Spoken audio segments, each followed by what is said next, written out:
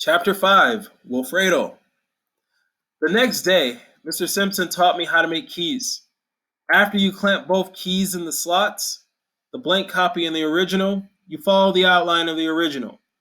He pulled down his safety goggles, switched on the saw's power, and began grinding along the key's metal edges.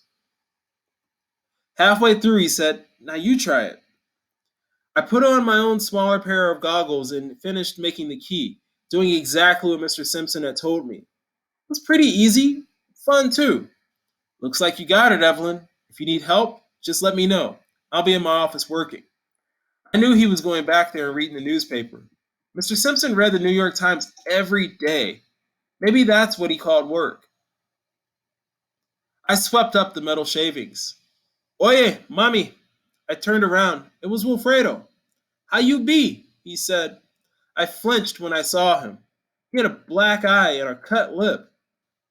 "Wilfredo, what happened to you?" "Nothing. Just had a confrontation. Let's just say with some friends."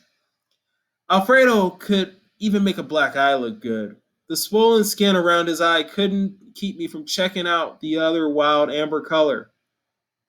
Made him even more beautiful by the flecks of gold inside their brown warmth. "How come you don't hang with my sister Miggy anymore or come around the house?" he said. "I've been busy.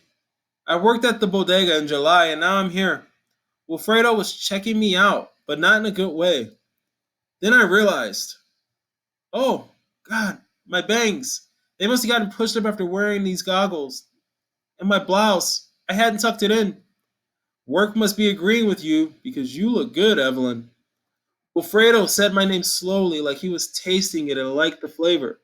I knew, I was surprised he knew I wanted to be called Evelyn. That meant Magdalia had been talking to her brother about me, even though she had hardly talked to me. "Miggy told me you were working here, but I didn't know you'd be in hardware, Mommy." He kept calling me Mommy like I was his girlfriend or something. All I could say was, "Uh-huh. You'd be the perfect one to make this little key for me." He held up a small key that looked like it was for a locker. It was on a little keychain that Wilfredo swung in front of me. If he was trying to hypnotize me, it was working.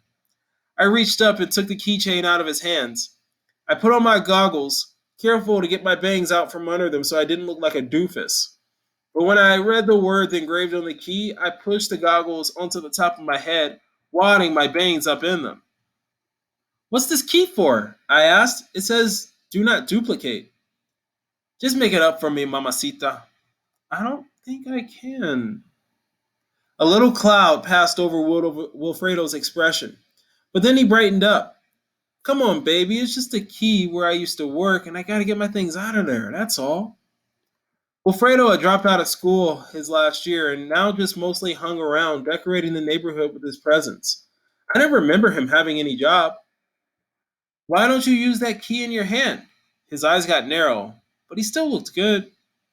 "What a lot of questions you be asking me." "Let me just check with my boss about making your key." "Oh, come on.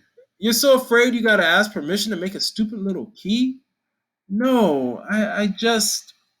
And suddenly, as fast and bright as Wilfredo had been a minute ago, he got slow and dark. "Hey, just forget it, mamita. I'll get this done by someone else. I just thought you were cool, but I guess I'd be wrong." He snatched the key out of my hand, looked over his shoulder, and turned to go. Then, like he had a second thought, he turned back, looking to where the tools were. He hurried over and got a crowbar. "Wrap this up for me, okay?" I wrapped up the crowbar, nervous that Wilfredo wouldn't have money to pay for it, but he did. I handed the crowbar to him and watched him meet his boys outside the store. Were they viceroys or dragons? I couldn't tell from where I was standing. I came out from behind the counter to get a better look, but when I saw that Dolores had been watching the whole thing from her place at the paper goods counter, I scurried back and patted my bangs.